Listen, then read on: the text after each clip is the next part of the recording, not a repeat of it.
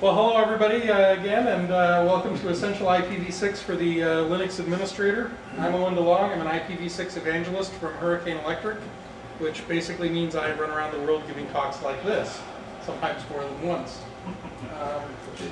I'll start with a little bit about why this is important. There are currently 18/8s left in the IANA free pool.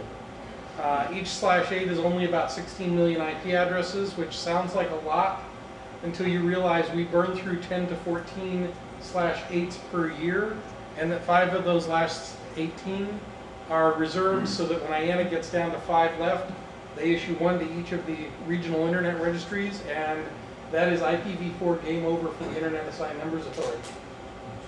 Okay, the IANA is going to run out. We might make it to 2011. There is actually, given the trends that have been happening since the beginning of this year, a very, very good chance that IANA will run out this year, not next year. We've issued 8/8s so far out of the IANA free pool this year. That is a record number for the first 5 months of a year. And if that acceleration trend continues, we'll be out soon. The RIRs will probably start running out 6 months to a year after IANA runs out. RIRs are the regional internet registries. They're the organizations you actually probably get your IP addresses from. If you get your IP addresses from your ISP, they're the organization your ISP probably gets their addresses from. So after that, end user providers are going to start running out pretty much at the same time. It is the big end user providers that are going to run out first, the Comcasts, the Verizons, the Shaws, the Time Warners, etc. And the reason that they're going to run out fastest is because they're the ones that consume the most addresses.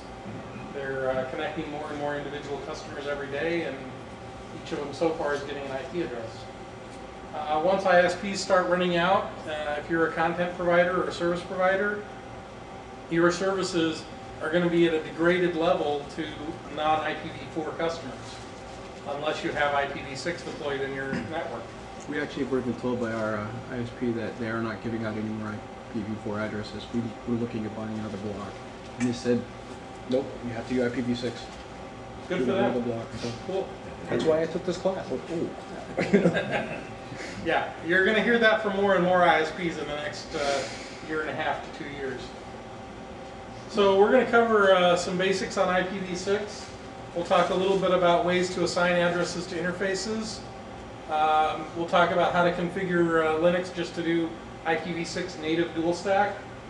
We'll talk about IPv6 without a native backbone available. We'll talk about getting IPv6 services for free. How cool is that?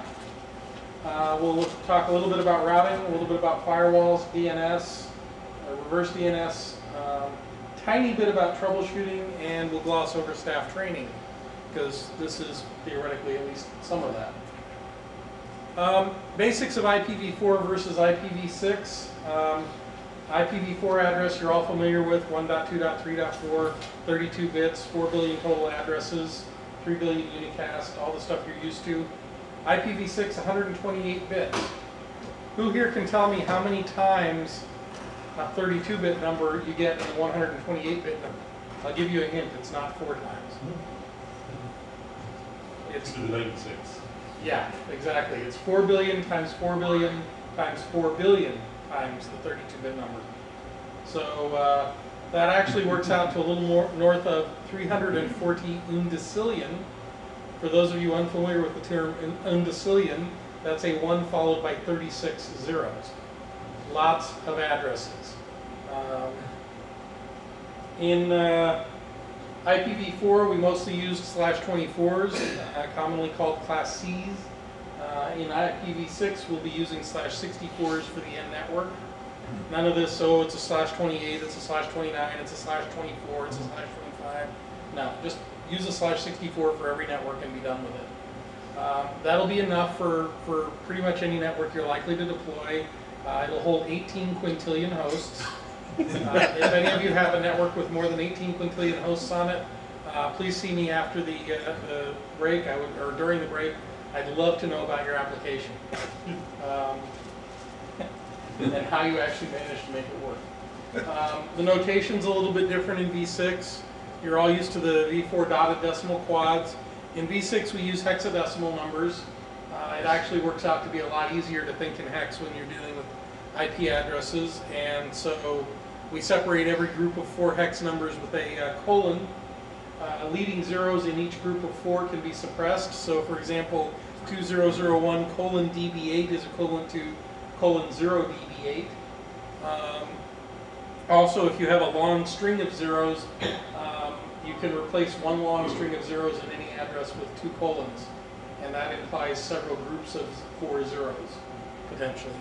So the address there, if it were written longhand, would be 2001 colon 0 DB8 colon 1234 colon 9FEF colon 0000 colon 0000 colon 0000 colon 0001. As you can see, eliminating the zeros actually helps a lot in terms of shortcutting things. Putting these in a little bit of a graphical perspective, each of those small dots up there is 284 pixels. If we use one dot to represent an IP/24 worth of hosts, then the number of hosts you can put in an IPv6/64 would fill 1.5 million of these screens at 1 megapixel per screen.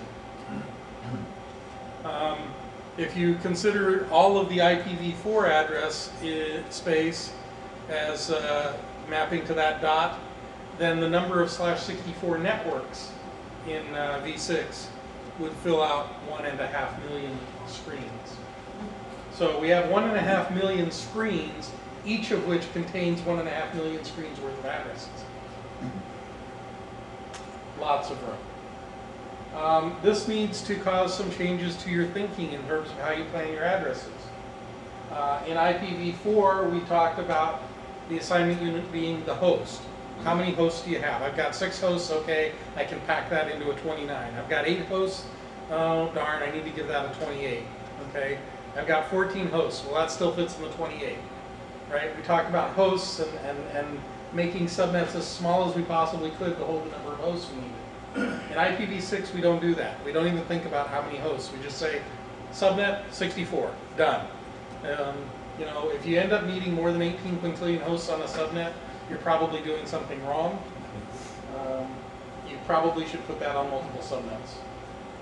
The switches will be much happier in terms of the number of MAC adjacencies for one thing. I don't think there's a single switch on the market that will support an 18 quintillion host subnet. Address optimization, in v4 it was a trade-off between aggregation and scarcity. In v6 we mostly want to optimize for aggregation. However, do not let that cause you to shy away from getting provider-independent addresses if you think you need them. The address issue methodology in v4 was sequential slow start with frequent fragmentation. What that means is we've got 35,000 autonomous systems, or actually about 32,000 autonomous systems active on the IPv4 internet, advertising 350 some odd thousand prefixes. Okay.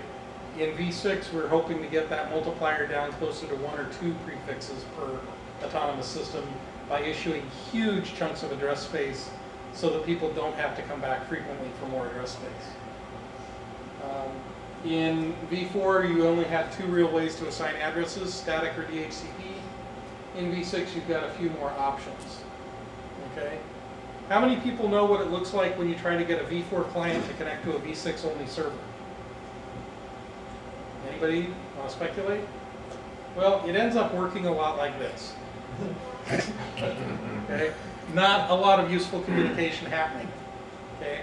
Our v4 only client or our v6 only client talking to our v4 only server or v6 only server, if they're not the same, is not going to do much of great use. So it's very important as we go through this transition time that as soon as possible you get as many content and service providers doing their content and services on both v4 and v6. Okay? You're going to need to support v4 for a while because not all the hosts are going to migrate instantaneously, but you're going to need to have v6 available because pretty soon new hosts aren't going to be able to get v4. There's a new concept in v6 called address scoping. Okay, and there are two actual popular scopes in regular use in in V6. One is link local, which is an address that is only valid for talking to other things on your local subnet. And in fact, your machine may well have the same link local address on each of its interfaces if it's got more than one interface, if they share a MAC address. If they've got different MAC addresses, you'll get different link local addresses. Site local was deprecated. It was intended to be a way to route things just within a given site or administrative domain. The theoretical replacement for it is unique local address, which is essentially the V6 equivalent to RFC 1918. The difference is that instead of a /8 and a /12 and a /16, which everybody shares, RFC, the ULA prefix is FC00/7, which gives you a whole lot of network numbers. Pick a 48 at random out of FC00/8, I'm sorry, FD00/8, and you know, knock yourself out. You get statistical uniqueness. FC00/8 is still reserved for a theoretical unique local address to be globally assigned by a registry, but that hasn't gotten through the IETF yet, and it may not. There's some concerns with abusing it for global unicast addresses. So, are there any questions before I move on to stateless autoconf? Yeah? Which one of those would be equivalent to private IPs on an IPv4 network? Well, private IPs on a V4 network are RFC 1918, right? 10/8, 172.16/12, 192.168/16. Yeah. I wasn't sure. Yeah. So yeah, RFC 1918 is commonly called private addresses in IPv4. That's what I'm talking about there. For what it's worth, though, in V6 there isn't really a need for that for the most part because there's no NAT. So for everything you're doing talking to the public internet, you're going to want to use global unicast addresses, which are part of the global scope out of 2000::/3, rather than the unique local addresses. Something I want to point out to people, we're being very liberal in our assignment and allocation policies with V6, and some people have said, well, if we do that, aren't we going to run out? It's a remote possibility if we get, you know, significantly more wasteful than we have been so far, but right now we think that the amount of waste we're using is actually an optimization that we think will pay off in the long run, and we still think we won't run out. We've issued less than 1% of 2000/3, and even if we manage to fill up 2000/3 early, we still have 7/8 of the V6 address space to do different assignment policies with. So it's okay. Crunch all you want, we can actually make more. Stateless autoconf is the easiest way to configure V6. Basically, all you have to do to have a host do stateless autoconf is turn it on.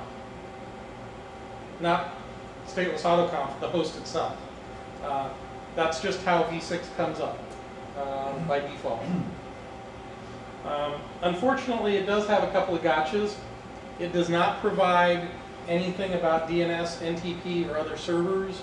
It doesn't provide boot file information.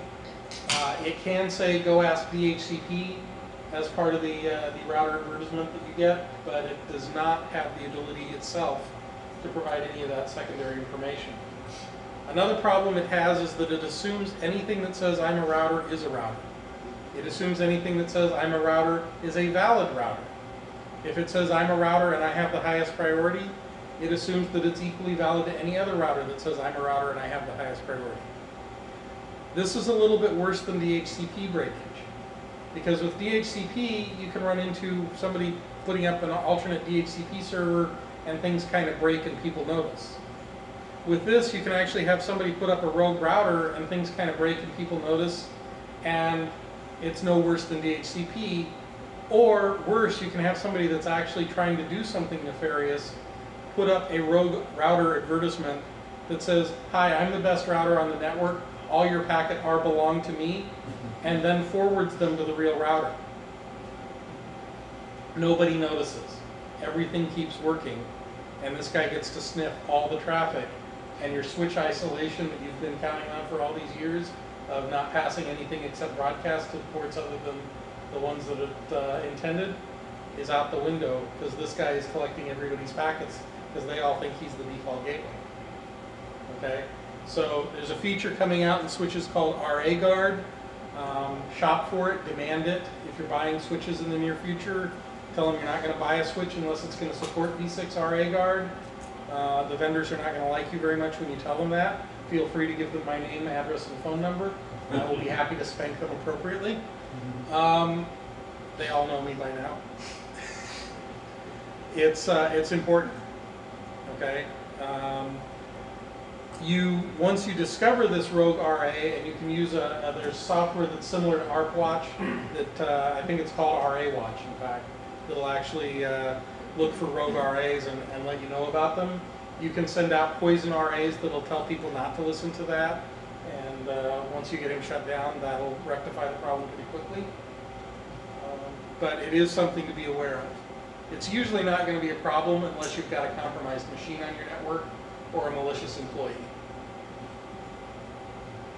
So let's talk about how stateless autoconf works. First, the host wakes up and he doesn't know much about the network. All he knows is his own MAC address, right? Well, his MAC address probably isn't even the 64 bits he needs, so he probably has to do a little work just to start with. So he's going to translate his MAC address, commonly called EUI48, into an EUI64 address, which is just a fancy term for a 64-bit MAC address. The way he's going to do that is he's going to split his MAC address in half, right? 24 bits to the left, 24 bits to the right. Stick FE in the middle. Now you got 64 bits. There's only one step left for reasons that nobody's actually been able to explain to me. We take that first octet and we invert the 2-bit.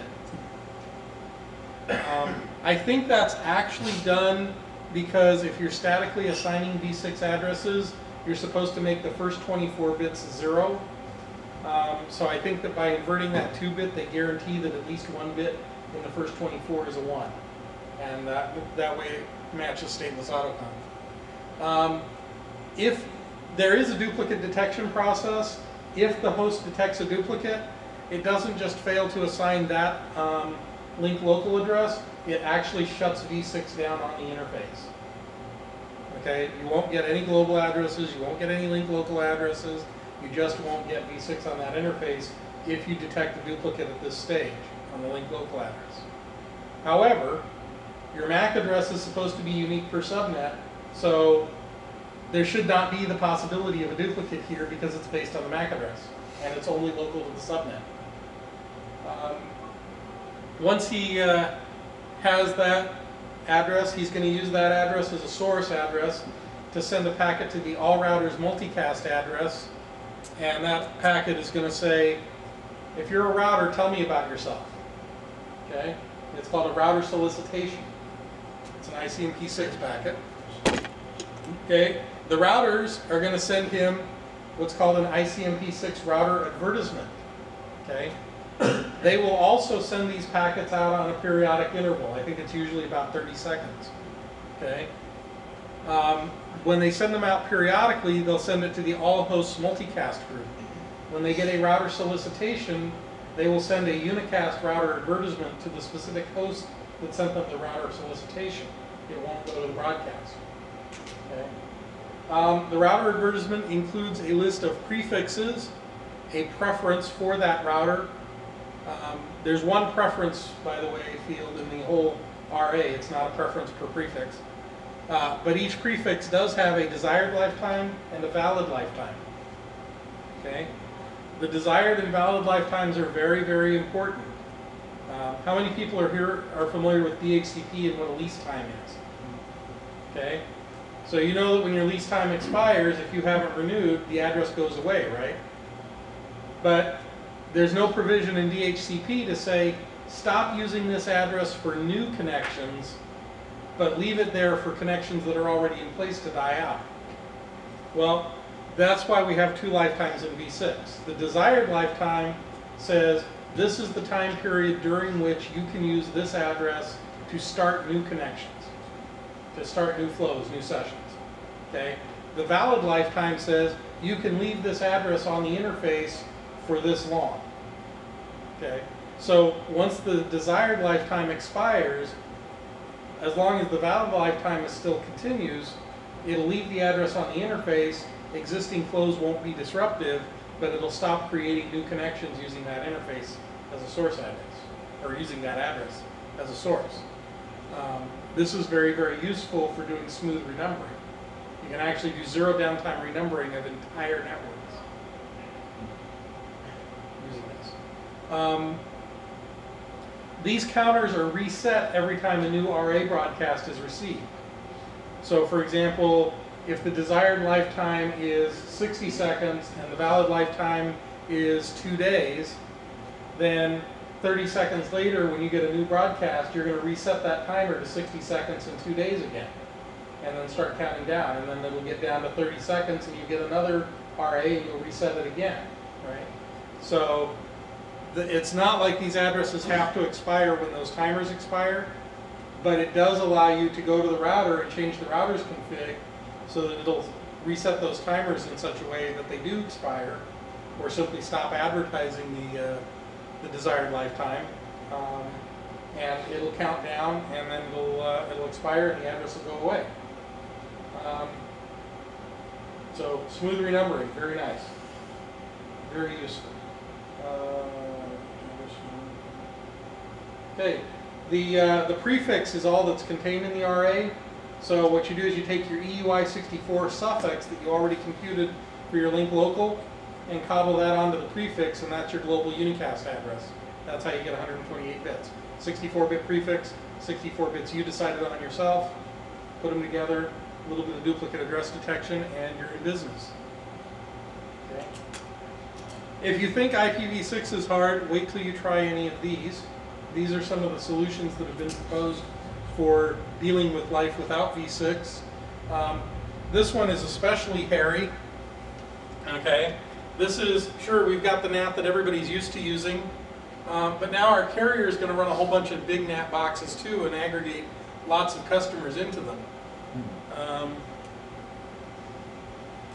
The problem with that theory is that with 8,000 customers behind a NAT box, which by the way is about the maximum you can do, number one, larger providers are going to need a whole lot of those boxes. Number two, it turns out that with 8,000 customers behind one of those boxes, the state table for a moderately active network, based on actual customer traffic from places like Comcast and Verizon Fios, is actually going to create a CALIA requirement to store about 1 terabyte per day per NAT box. Okay? If you're Comcast and you've got, I don't know, 15 million subscribers, divided by 8,000 per NAT box, that's 2,000 NAT boxes, each generating 1 terabyte a day of logs that you have to keep for 7 years just to be compliant with CALIA. I spell that does not scale. How about you? Okay. But, you know, there are providers that think this is the salvation of the internet and we can stick our head in the sand and ignore v6. Personally, I encourage my competitors to try that. To quote Randy Bush. Okay, let's talk about DHCP v6. The good news, DHCP v6 will work with prefixes other than /64. Stateless autoconf will not. The bad news, DHCP can't assign an address. Okay, all DHCP can give out is prefixes. You have to use either stateless autoconf or static to assign your actual end address. The good news, DHCP can provide prefixes. You can actually assign, for example, a /48 through DHCP to a customer router if you're an ISP. And then that customer router can use DHCP to delegate other prefixes to either other routers in the network or to, you know, individual subnets.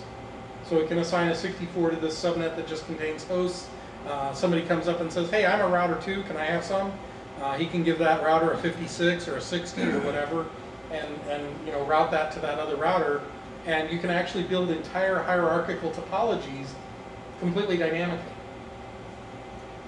So Not a lot of vendor support for that yet, but it's got some pretty cool promise, and I know some researchers that are working on some products based on that and doing some interesting stuff. Static addressing. Yes, you can assign addresses statically, just like you do in v4. We'll get to the exact hows to do that pretty soon, but you know, basically it's straightforward. Yeah. Is there a DHCP failover IP address for IPv6? A DHCP what? Failover, like a 169 or 254? There's Well, no- the 169.254 wasn't really a failover. It really is actually sort of a catch-all address. And in v6, you just fall back to having just a link local address. What kind of address is it for? In that case? Like in V6? A link local address. Right, you're going to get a link local address before you get anything else anyway, and you're always going to have a link local address. In v6, there's no concept of a single address per interface anymore. There's no one-to-one correlation there. You're going to have at least a link local address on every v6 interface. You can't do anything without it. In addition, if you're going to do anything outside the local network, you're going to need at least one global address. So you're going to have a minimum of 2 addresses of useful v6 configuration per interface anyway. And you could have many, many more than that. I think I've got 50 some odd addresses running on one of my hosts at home, for example. The one thing about static, the first 24 bits of the 64-bit suffix have to be 0. Otherwise, it's not a static address, and it might run into a conflict. Privacy addresses. Basically, this is a pathological form of stateless autoconf, where you take your MAC address and the MD5 hashing algorithm and some other bits of entropy that are, you know, defined in an RFC 3041. But you can use other entropy also, because it sort of gives you a lot of options. Cobbles that all together and spits out 64 bits that you can kind of pretend are your MAC address and your, you know, suffix, and then you can go through the stateless autoconf process with that suffix. The only difference is that in the case of a duplicate detection here, you simply discard that address, add more entropy, and recompute, rather than shutting down v6 on the interface. Okay. These addresses kind of tend to ignore the preferred and valid lifetimes. They won't last longer than those preferred or valid lifetimes, but they will shut themselves down after a shorter period defined by host policy. So this allows your address to kind of rotate. The reason you might want to do that, for example, is if your MAC address is the last 64 bits of your IPv6 address everywhere you go, then there's the potential for your laptop, for example, to be identified as your laptop no matter what network you're on. Because the last 64 bits is all that matters to the person trying to identify you. They can ignore that first 64 bits that keeps changing. Okay. Multiple addresses per interface, we touched on this already. There's sort of some support for this in IPv4 in most implementations these days, but in IPv6, it's just the expected way things are. There's no such thing as an interface with just one address for most situations. In IPv4 it was the exception, in v6 it's the rule. IPsec, a lot easier in IPv6. It's a clean implementation, not a hack-crafted add-on. If you're implementing an IPv6 stack, you have to put IPsec in it. At least theoretically, there are some IPv6 stacks that are not compliant with that RFC requirement, but it is an RFC requirement. However, just because you're using IP6 doesn't mean you have to use the IPsec portion of the stack if you don't want to. IPsec is considerably easier to configure in IPv6, and it may be possible in the future to automate it and take advantage of opportunistic encryption. Native v6 on Linux. How you configure it depends a lot on your distro. Debian-based distros use either etc interfaces or etc network interfaces. Red Hat distros use etc sysconfig network scripts ifcfg-interface name. and I'm sure there are some other variants out there as well. This is an example of an etc interfaces file. You can see the static configuration in the middle there is pretty much like the IPv4 static configuration at the top. You can see that the autoconf configuration is very, very simple. One line, iface eth1 inet6 auto. Okay, that's it.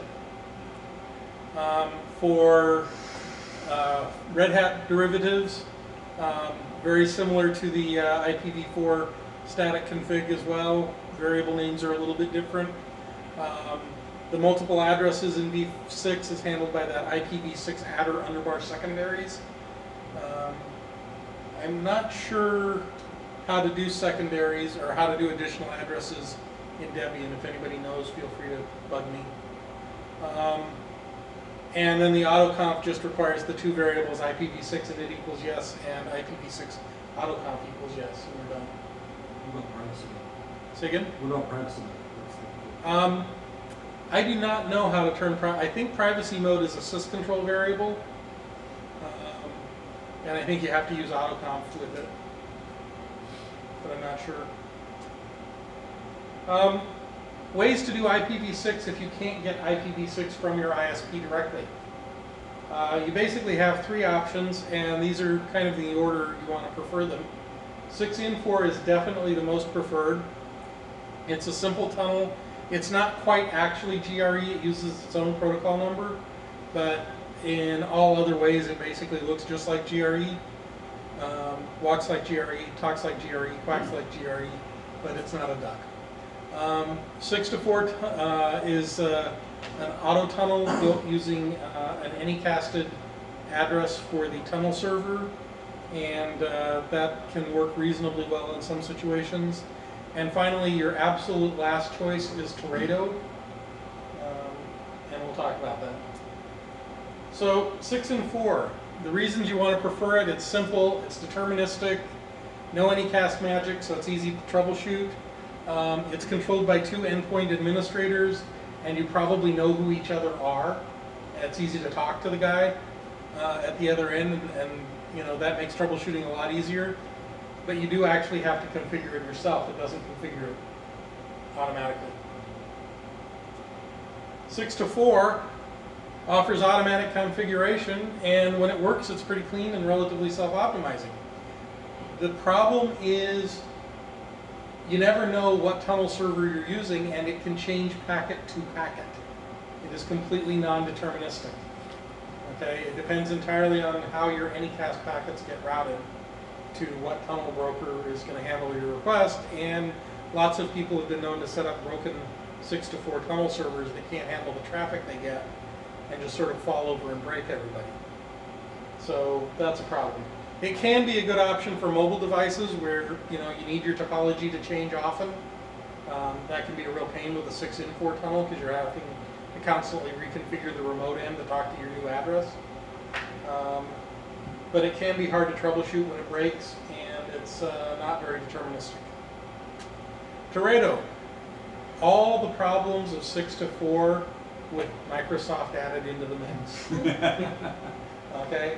The cool thing about Teredo, it does a really good job of traversing NAT. So good, in fact, that if your firewall is not blocking Teredo, your v4 network may be open to compromise through v6, because you may have Windows hosts that turn on Teredo by default, going, "Hello, Mr. Teredo server, please create an inbound v6 tunnel for me." They do this automatically without warning, and then they just sort of accept v6 traffic in. Cool, huh? If you want to do Teredo to yourself, you can run the server or client on Linux using software called Moretto. It's a very complicated three-party process that involves a phone home to mommy in Redmond, Washington for most flows and some other things.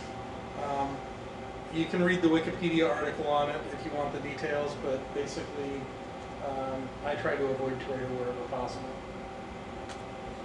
So let's talk about how to configure one of these nice 6in4 tunnels. It's not necessarily as straightforward as you would like it to be on Linux. but there is help available at tunnelbroker.net. And here's an example config for Route 2, which applies to most 2.6 and later kernels. These are the command set that is needed. I do actually, the new versions of Debian and Debian derivatives do actually support it in the config files. I've got a config fragment from somebody that I haven't had time to test and put into the presentation, but it does look like it is supported in config files now, finally. If you've got a 2.4 kernel or some of the early 2.6 kernels, and you're using the NetTools stuff, you might have to do it this way. This is definitely not supported in any of the config files. In Fedora 12 and later, you can actually do it using the config files, but unfortunately it's not one config file, it's the config file you expect, plus etc sysconfig network has some elements, plus etc sysconfig static routes IPv6, plus etc sysconfig network scripts route 6-sit1. Can you get IPv6 for free? Yes, you can.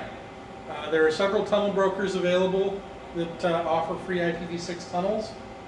My favorite, for somewhat obvious reasons, is tunnelbroker.net, operated by Hurricane Electric. If your organization has a presence at any of the exchange points that Hurricane Electric is at, we will not only peer with you for free, but we will provide you IPv6 transit for free if you'd like that. So feel free to contact either me or send an email to peering@he.net. Okay. Any questions on that so far? Everybody sleeping? Well, I got a couple of chuckles, so at least somebody's awake. Okay. Routing is pretty straightforward, just like v4, except, you know, bigger addresses, longer prefixes. Same suspects. OSPF, you'll need OSPF v3, sometimes called OSPF 3 on some routers. BGP, it's still BGP4, but you will need to use address family INET 6. Router advertisements can be supplied by a Linux box if you use the RADVD software. And Quagga and Viata and most of the other open source routers are all fully v6 ready. The MikroTik stuff all works with v6. So that's all good. In terms of firewalls, this is an actual fragment of my IP6 tables from one of my hosts at home. You'll notice that it looks very much like IP tables, except the addresses look strange. So this is real data, by the way. That's really my real prefix and real host addresses. So it's that straightforward. DNS. Forward DNS, very straightforward. Just add quad A. Okay. Literally, you just right below your A record for the host, you put AAAA, and then its IPv6 address, and you're done. That's all you need for v6 forward resolution. Reverse DNS is a little bit more complicated. Okay. The zone changes from inadder.arpa that we all know and love to IP6.arpa. And the process is a little bit more complicated. First, you have to expand all those zeros that we conveniently got rid of. And then in the next step, we have to reverse the address, just like you have to reverse the IP address, right? Unfortunately, in DNS, we don't just reverse the order of the quads, we reverse the whole string. So literally 2620 becomes 0262 at the other end of the string. Okay. And then we have to strip out all the colons and put a dot between every digit and tack IP6.arpa on the end. Easy, right?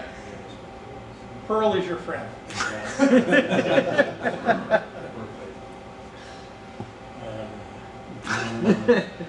Spaces should not be significant.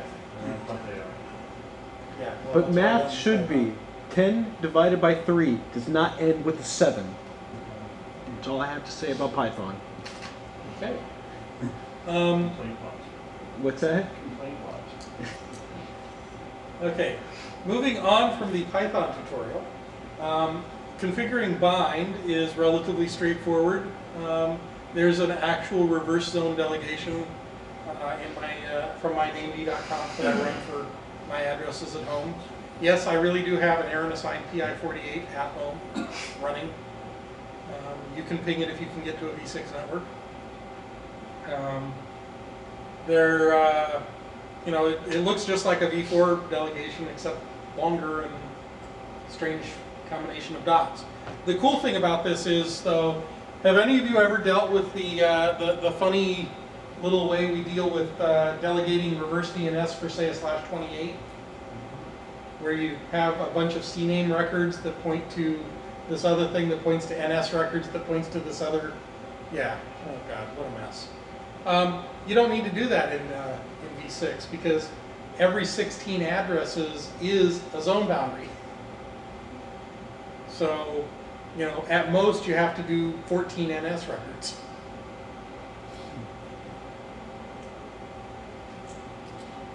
But mostly we allocate on, you know, quad boundaries, or nibble boundaries. More about V6 zone configuration. $origin is your friend, okay? Instead of reversing that whole address, I can put $origin and, you know, string out most of the address and then just reverse the last quad for each of the hosts. That works out pretty well. You know, this is actual content of my zone file. So, and you can see the quad A, just like I told you about, and the PTR records with $origin being very much my friend there. $origin saves us lots of typing. Each entry only contains 4 hex digits, and each nibble is a zone boundary.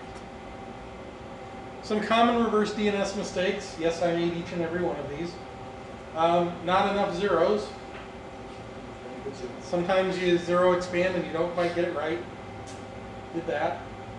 Missing dots. Yeah. You know, there is a missing dot here. It's right there. But in that sea of numbers and dots, it can be a little bit fun to spot the first time. And believe me, DNS will let you know in interesting ways if you do that.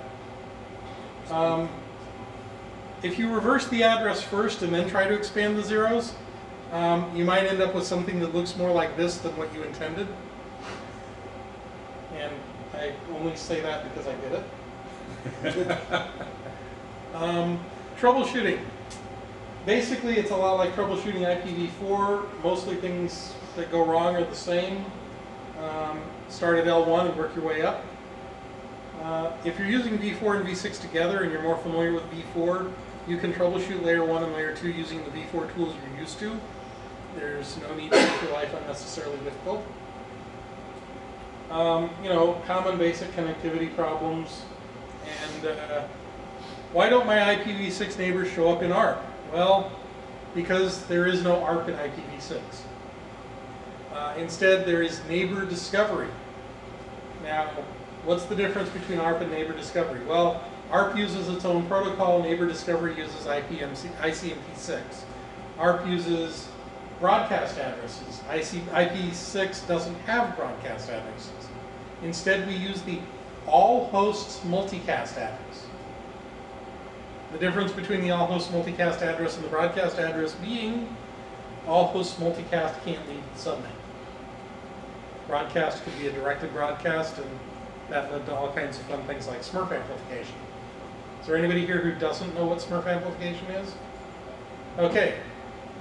Send a packet forged from your denial of service target source address that says, go to the broadcast address and ask for ICMP echoes of this really big network over there with a big fat pipe. Now all of the hosts on that network answer your packet, but instead of sending the response to you, because you forged somebody else's source address, they send all those unwanted echo replies to him.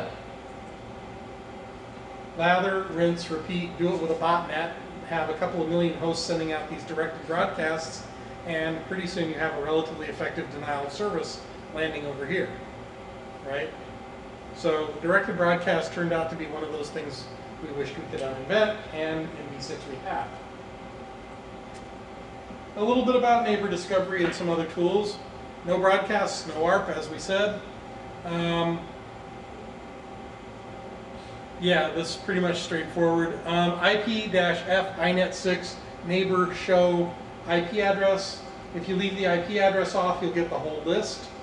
BSD doesn't seem to have an IP command, so if you're a BSD user, I'm not sure what the equivalent is. Hopefully they'll get the IP command soon. Ping gets renamed to ping6 if you want to ping a v6 address. Unfortunately, ping6 won't do v4, so there's no just, universal utility. Traceroute becomes traceroute 6, but MTR will do either one. Telnet, SSH, wget, etc. just work. They'll use either. There is a cool SSH trick that I'll spend a little bit of time on. Let's say you've got a v4 client and a v6 server.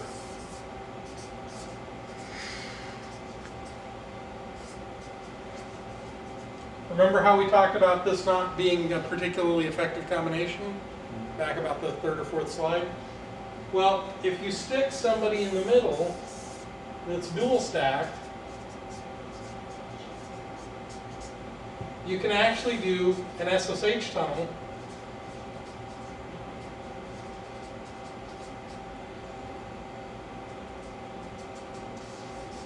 that'll do the protocol translation for you.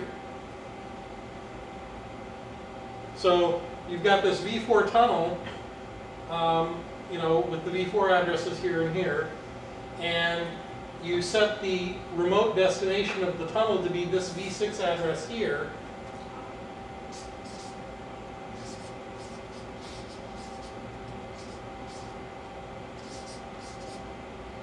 Right, something like that. And this guy doesn't even have to understand the v6 address. He just passes it as an argument to SSH. SSH passes it as an argument to the SSH daemon over here.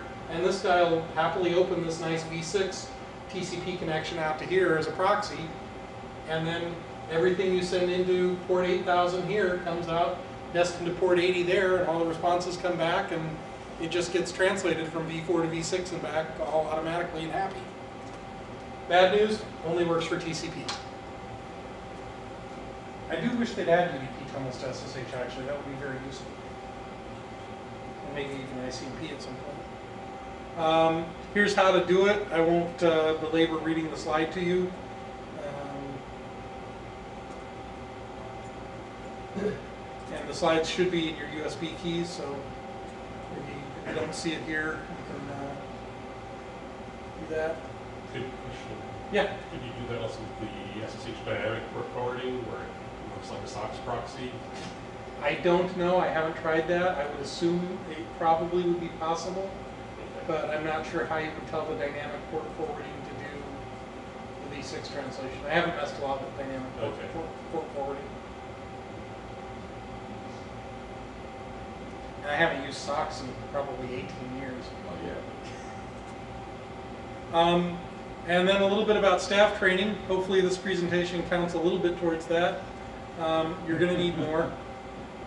Plan for it, budget for it, allocate time for it, be realistic about that, if at all possible.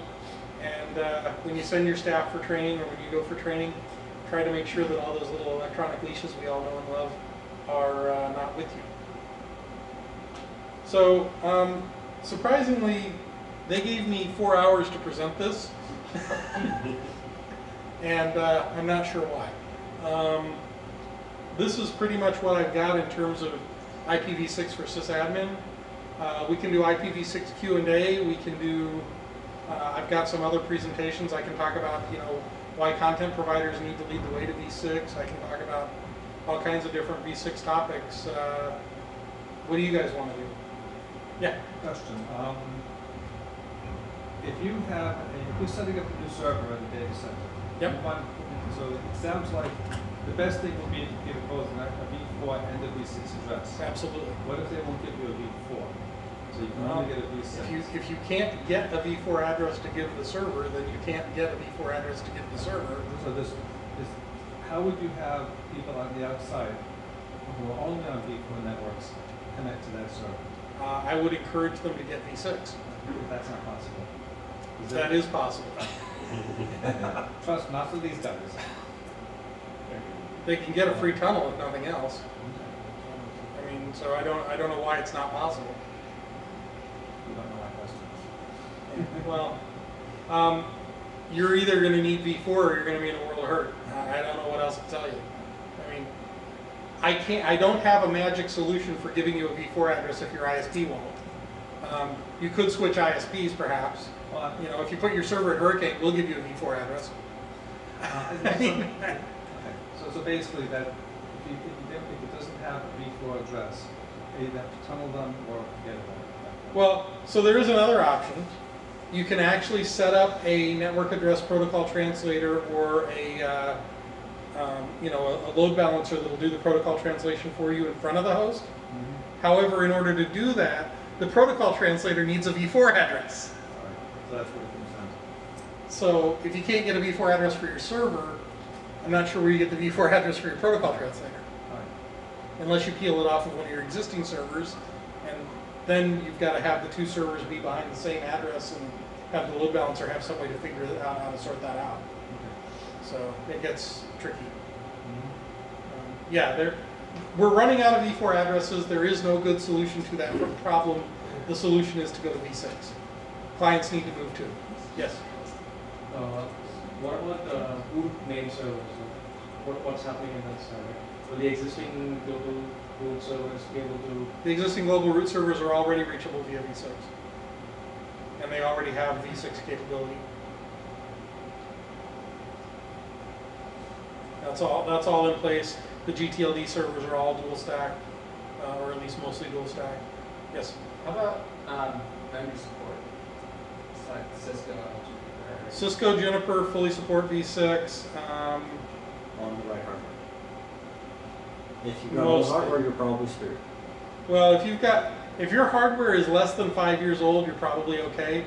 If your hardware is more than 5 years old, dude, it's time to upgrade anyway. Dude, that's the real world. Well, I got my headquarters office is running on Cisco routers that are 10 years old. then it's And past I'm time for working an on upgrade. upgrading, but that's the real world. That's Not in your support contract, are they? nope, that's part of the Yeah. problem. You're gonna have to design eventually. We're working on upgrading them, but that's the real world. Yeah, well, Senior management says this hardware works. Why would we replace it? well, because in about a year it's not gonna. Yeah, that's a good idea. I'm surprised it does. Most of it should be having capacity problems by now. It is. Well, then when your senior management says it works, you have to tell them, no, not actually. I mean, right now, I'm working on replacing that hardware, but it took us years to get them to agree to the several $100,000 to replace it. Yep. The good news is there's newer, faster, cheaper hardware, depending on what you need. Like I've been amazed at the performance I'm getting out of these SRX 100s. I've got I'm running my house on SRX 100s now. It's running my full BGP. It's not taking a full IPv4 table, but it is taking a full IPv6 table and a partial v4 table. And I'm running full BGP with multiple tunnels and no problems. It's full JUNOS and a $500 router.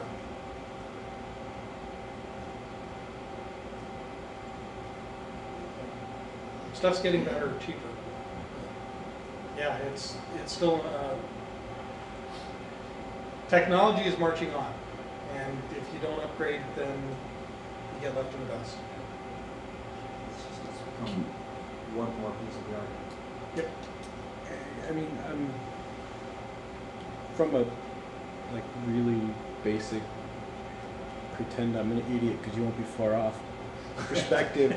If I wanted to start setting some sort of small test group where I take 3 or 4 servers in my environment to test and run IPv6, can you just give a brief explanation of what it would take for me to implement that? Sure, you just put something in front of them, either a router or a Linux server that'll do the routing, and terminate your tunnel on that, and then just provide v6 to the LAN. It's pretty straightforward. Just put them on the common LAN. Right. Is that enough of an answer, or do you want? Yeah. I trying to wrap my brain around it.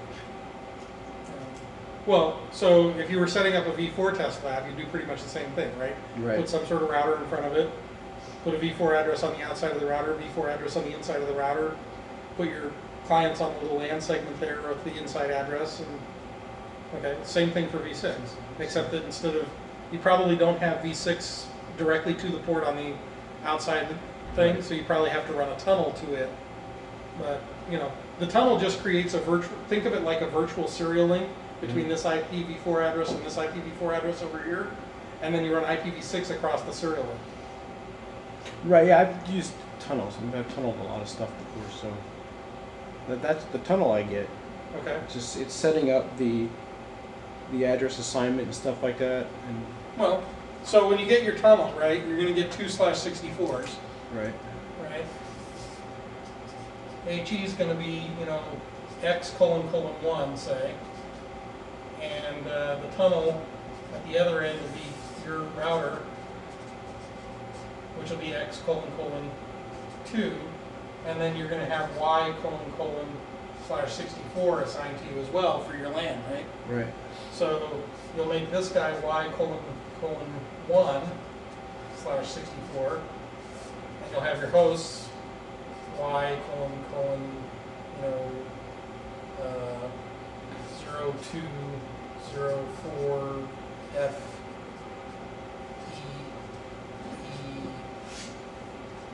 so actually it'll be FE3C45EA, for example. So, you know, whatever his Slack address ends up being, Right. right? And then you'll just have, you know, more hosts. That's it. That's the address. Does that make sense? Can you wrap your head around that? Yeah, I It, got it really is that simple. You don't have to make it more complicated. I have a reputation for overcomplicating things. That's fine. A lot of people have, there's a lot of FUD and a lot of, oh God, whole new protocol, dangerous, difficult, have to learn all new stuff. No, it's the same stuff, dude. It's the same stuff. It's just bigger numbers. Yes? What do you think the cable companies and all are going to do? I think they're going to give residences either 64s or 56s to start, and that if you ask for a 48, you'll probably be able to get it. I think my cable company shits a brick every time they see my configuration.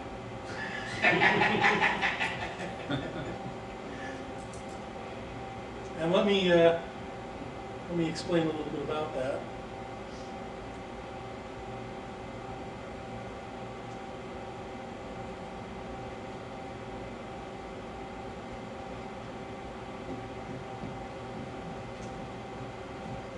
Give me a second to pull this file up. You dive. I am a scuba instructor, as a matter of fact. Oh, you're really excellent. So this is my home topology.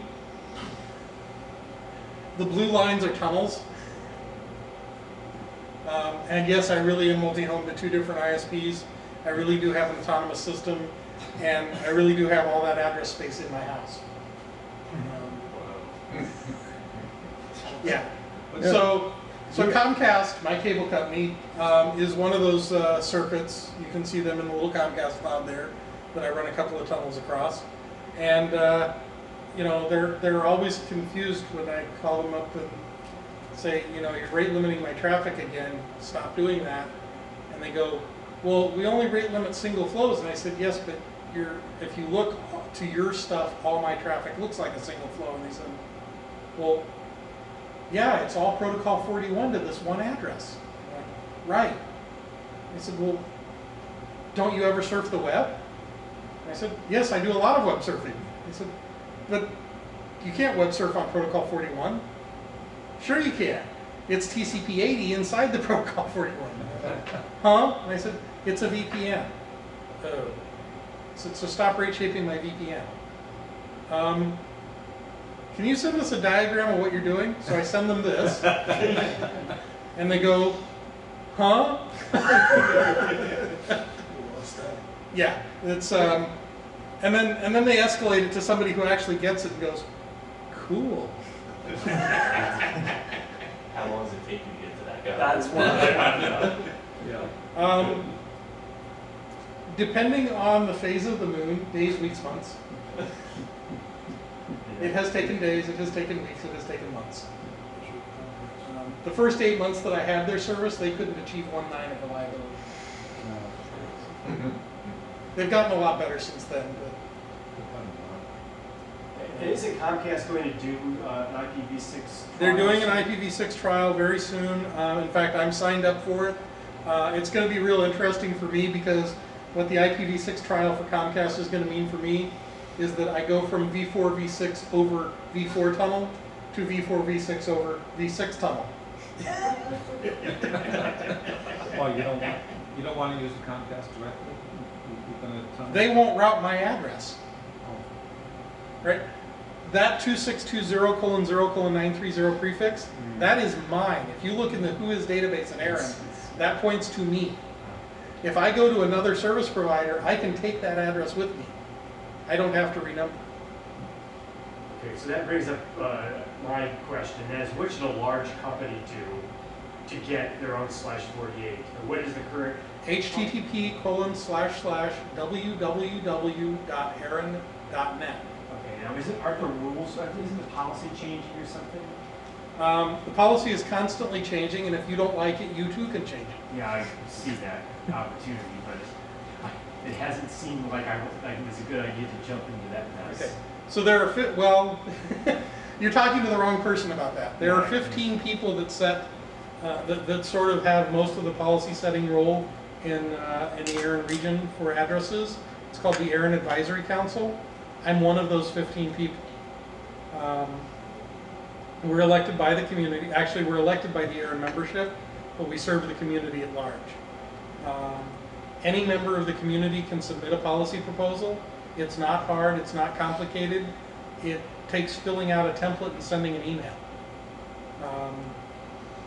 I don't necessarily want to change the policy, I just probably want to jump in at the right time when the policy makes the most sense to me.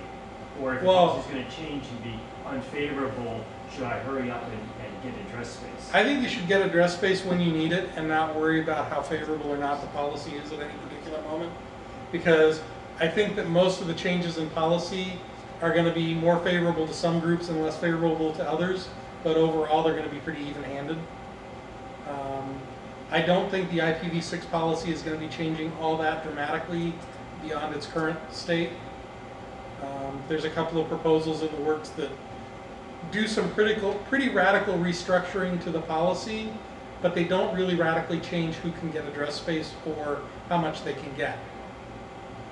They just make the policy make more sense. Okay, so I don't think your question reflects an understanding of the state of policy or where it's going. But if you need address space, apply for it, you can probably get it. If you need address space and apply for it and can't get it, send me an email. I'll try and look at your situation and try and figure out how to help you. Okay? Because the goal of Aaron policy is actually to be able to provide address space to people without allowing significant forms of abuse. We would much rather give address space to people that are questionable than deny address space to people that need it for legitimate purposes, especially in v6. v4 we're getting a little bit stricter and a little bit tighter because there isn't that much left. Okay, but in v6 we're trying to be very, very liberal.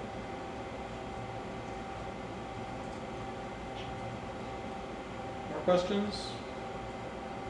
And I guess the /48 is what a large company would want. I mean, everybody. It depends. How many sites do you have? Well, I'd say 350.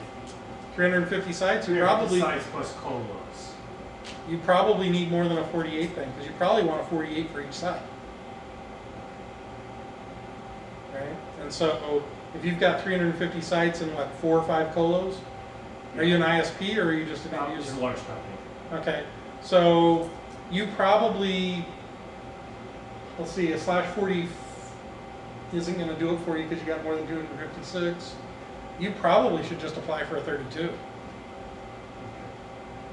In all honesty. And the thing is that, if I go and tell my coworkers in management that, we should apply for a /32, and then tell them, how many addresses that is, they'll say, what, first of all, they'll probably say, Yeah, but we're don't- never gonna convert these offices to The- V6. The first mistake, well, number one, if they think you're never going to convert the offices, okay, there's several mistakes in thinking there that I'm going to point out, and I apologize for singling you out, but you volunteered. I'm the one who asked the question. The first mistake is counting hosts. Okay, never count hosts in V6.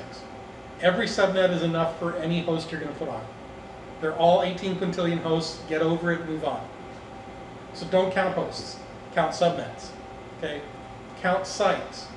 If you need one subnet at a site, you might want to assign that site to 64. If you need more than one subnet at a site, assign it at least a 56 and probably a 48 and just move on from there. Okay, especially if you're a large corporation, just give the site a 48. Yes, 65,536 networks is a ridiculously large number of networks. So what?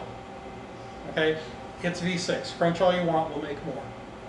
It's more important to be able to aggregate stuff and be able to do your growth for the foreseeable and part of the unforeseeable future without having to add more prefixes to the routing table than it is to conserve every last address. Okay, so stop the V4 mindset. That's very important. Next mistake that I'll point out very, very graphically, we're never going to convert these offices to V6. Remember, it's not me saying this. I understand, but there's two mistakes in that line of thinking on part of whoever's saying it.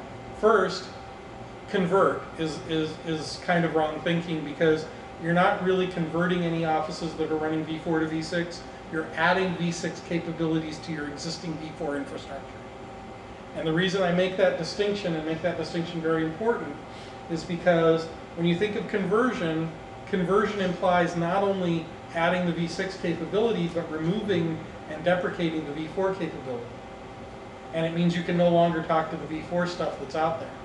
Whereas adding the V6 capabilities says we're preserving our existing capabilities to talk V4, but we're augmenting that with the ability to talk to things that are only going to be available on V6.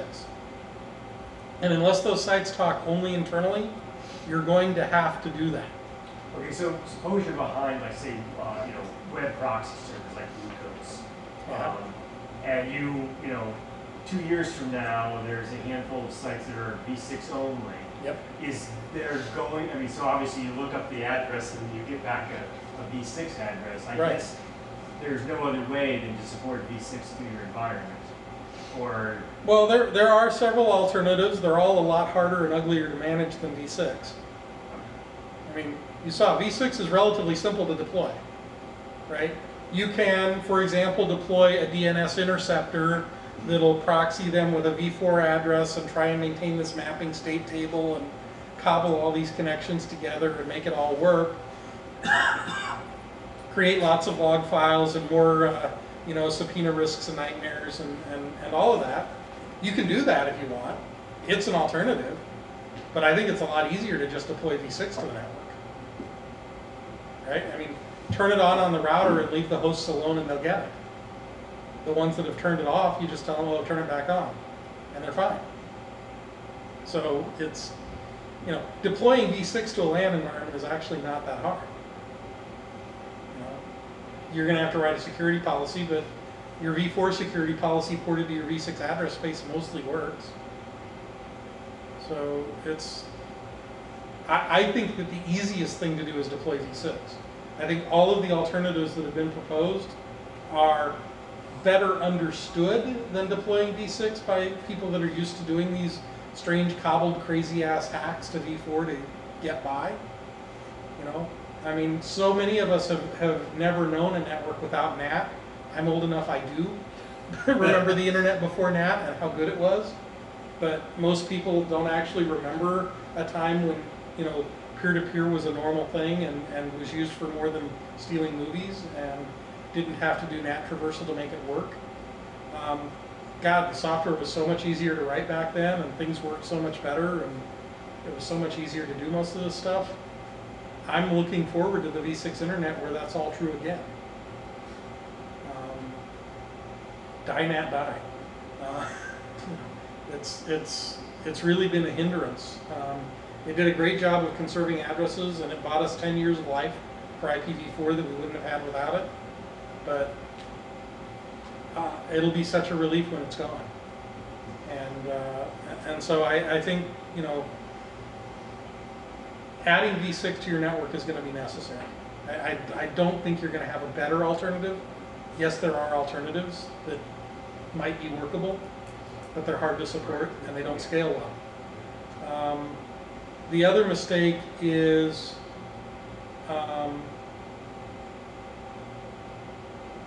we're never going to. Well, yeah, you're going to have to. So it is what it is. You can be an ostrich or you can get in front of it. Right. And there are an awful lot of ostriches out there in this. Yep. Yep. Oh, in every area. My job is to run around and try and pull the ostriches' heads out of the sand. That's what I do. I'm an ostrich head yanker. Yes, sir. How long do you think it's going to be before it goes away? There you go.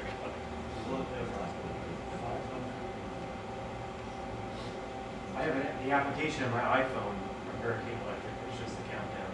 Yep. So for those of you that weren't here for the second slide, Right, but I mean, we've got existing P4 now, all those. oh, how long before the existing stuff that's running goes away? I think that it's going to be faster than most people expect, but I could be wrong about that. I think that nobody's going to want to support v4 much more than about 5 years past runout. Okay. And there's a number of Five, 6 years. yeah, and there's a number of possible ways this might occur. Okay, process number one, which I think is the most likely, is one of the recent ARIN policy changes about a year ago was to add section 8.3 to the Number Resource Policy Manual, which says you can actually, if you have addresses you don't need, return them to ARIN and direct ARIN to give them to a specified recipient. ARIN is not involved in whatever financial transaction took place between you and that specified recipient. That specified recipient still has to meet ARIN policy guidelines for receiving the address space from ARIN in order to actually get it.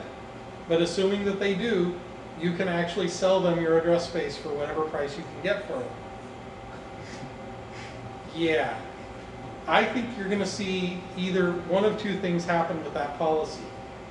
Either A, hardly anybody wants to sell their address space at any price, and so there's a very limited transfer market and nothing happens. Or, much more likely, B, you do have addresses coming out of the woodwork all of a sudden, but they're coming out in small chunks and being sold to organizations in relatively small chunks, and all of a sudden, instead of a 350,000 route, 350,000 prefix BGP routing table for global addressing, you start seeing things north of 1 million. By the way, the technology to build a TCAM that'll hold more than 1 million IPv4 routes does not exist.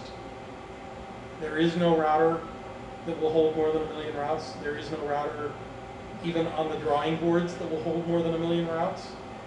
So life gets interesting at that point, and you start having to divide your load up by, you know, where in the prefix table it fits, and have quarter defaults pointed to different routers and things like that. It doubles, triples, quadruples the cost of all your routers. So I think what you'll see at that point is service providers going, okay, v4 is done, next. We're no longer routing v4, sorry. Or, okay, we'll still route v4 for you, but if you want us to route v4 for you, it's going to cost you $1 million a year. You know, things like that, I think will start happening. So I think that the cost of v4 will start escalating rapidly after v4 run out, and that you'll see more and more companies going to v6 and deprecating v4 just out of financial necessity. It'll be just too expensive to maintain v4.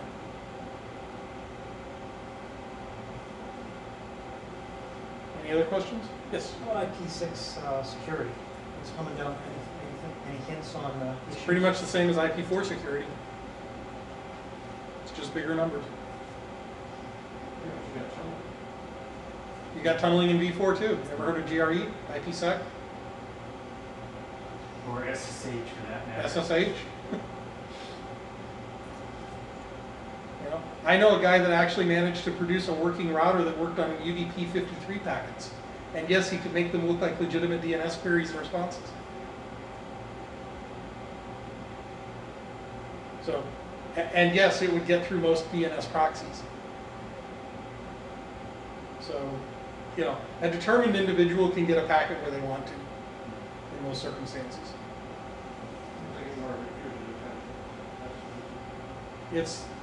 It's largely the same. I mean, other than IPsec, which you have in v4 also, the tunnels are transparent. You can open the packet and look what's inside. You can still do DPI. It's the same process. So, IP6 security really, other than the size of the address, has very little difference from IP4 security. Ping sweeping is definitely harder. It is much harder to map an 18 quintillion subnet, an 18 quintillion host subnet space than to ping map a /24 of IPv4 space. That is very true. Yes, ping sweeping is no longer an effective strategy in these things. In order for ping sweeping to become an effective strategy, you will need something on the order of 4 terabits to be ubiquitous, and you'll need a host that can keep up with that. So like 20%. I would be surprised if we get there that quickly. I would say probably more like 2050. Yes, sir. Okay, can you talk a little bit about the technical details of running Tunnel Broker? I have an account, I haven't run it for a few months, so I may have forgotten some of the details, but I think you have to go in with a web browser and like log in. I'm thinking you log in with a web browser, set up your account, set up your tunnel, and it even has help for how to configure your machine on there. Well, what I'm actually asking is, suppose I've got my little PC Engines, you know, flash-based box that I want to be the endpoint of the tunnel. Yeah. Can I do that? Do I have to have the web? Do I have to have a web browser installed on No. You have to have a web browser that you have access to configure the tunnel. You can does it get the address from the? No. Okay. No. You can tell it what address you want to use for your endpoint. Okay. The web interface is merely your way to access the configuration of the tunnel broker itself. Okay. You're responsible for configuring your own hardware and telling the tunnel broker about how you've configured your hardware. Okay, you can move that IP address, your endpoint. Anytime you want. Okay. All right. Good. Yeah, that's, no. I don't have a web browser on my SRX100 that I'm using as a gateway.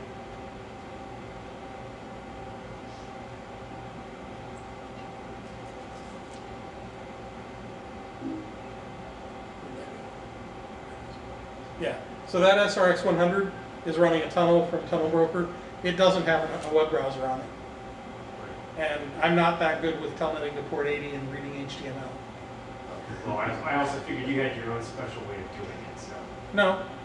No, I use the regular, for configuring my Hurricane tunnel, I use the regular Tunnel Broker interface just like everybody else.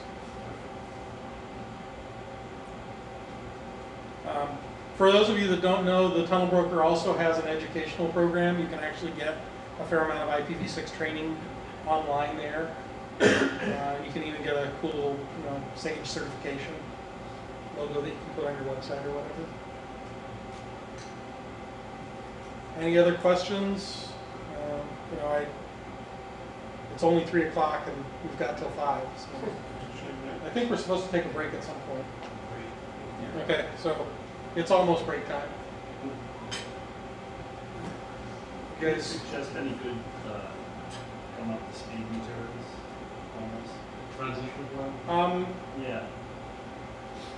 Transition plan. Basically, each site's going to have to consider their own. Start with your external facing router and get it to where it can talk to the v6 internet, because nothing else is going to work until you do that. Maybe next add an interface that feeds a lab and start experimenting and figure out what your transition plan is from the lab. Probably the last thing you want to do is modify your production forward DNS to include quad A's. You want to make sure everything else works first.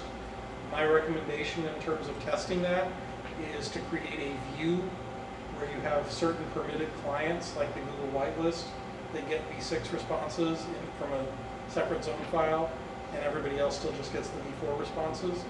That way, as you add v6 capabilities to your servers, you don't run into the problem where somebody whose host thinks they've got v6 connectivity, but they really don't, sits there and times out on the v6 before they get to the v4 content, which can be a problem. But so there's two approaches to running services in test mode. One is put them on a different name, ip6.netflix.com, for example, or ipv6.netflix.com, where it's just a separate set of servers or a separate named virtual hosts, etc. I don't like that approach because it means you've got this huge additional transition step when you want to take your v6 services production. The approach I like is using the DNS view, where the clients that you want to be in the test pool get the quad A answers, but you still deploy it on the actual production servers. It's just nobody that's not ready for it knows about it. That way it's low impact, minimal impact, and yet when it comes time to do the transition, all you have to do is update your master zone file and get rid of the view. You don't have to make a bunch of server changes at the same time. It can be quite hard. So, does that answer your question? Feel free to follow up some more detail, less detail, whatever. Anybody else? You guys want to call it a day early? Do you want to come back after the break and talk more about stuff? Do you want to? I can throw up another presentation. What do you want to do? Do you have any presentation? You talked briefly about like a transition point. Do you have anything along those lines? That would be something of interest this crowd. If you have a case study on how to go through. I don't have a case study presentation per se. I do have a presentation on how to port your applications from v4 to v6.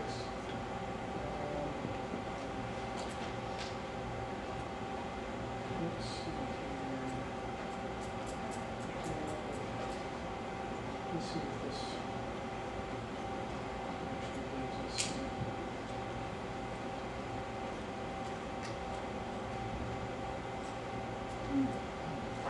I have one on. I have one a little bit more oriented towards helping you make the business case to management. If you want that. Yeah, in terms of technical content, this and the one on how to port applications are pretty much the two that I've got with real technical content. The rest is all oriented towards bureaucrats. Because they're the ones I mostly have to convince. They're the biggest ostriches. And they're the ones with the purse strings. So I'm out there trying to help convince your bureaucrats so that you can get money for routers.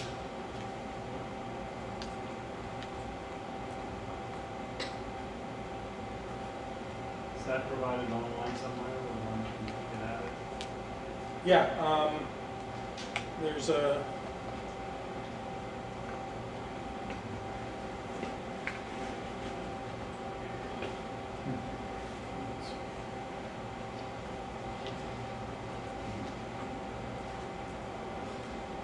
you can actually go to that URL, and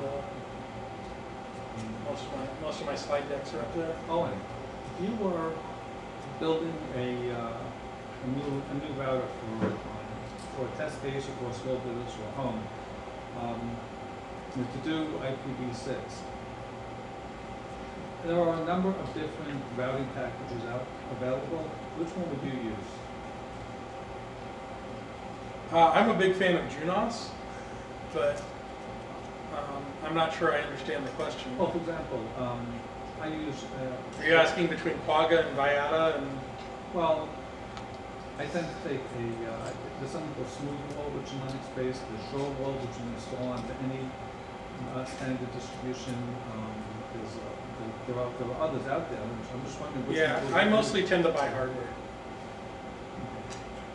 So, for example, I built my house with SRX 100s now. Before that, I was running 7206s. What is an SRX 100? That's a Juniper router. Are you familiar with the old NetScreen SSG5s? No, Or, you showed me, yeah. NetScreen 5, the old NetScreen 5 firewalls? They're the cheap Soho NetScreen boxes. The new version of those is called an SRX 100. It's an 8-port 10100 router with full Junos in it. It's got a gig of RAM and it's $600.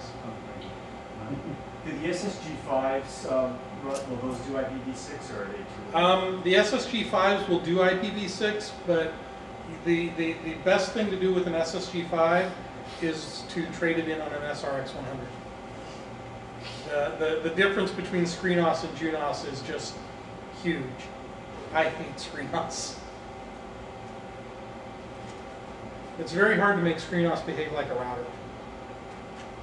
But Junos actually now requires a little bit of work to make it act like a router on the services routers, but it does at least have a command set you can give it, and Juniper provides you a handy script for doing it that allows you to put it into router mode.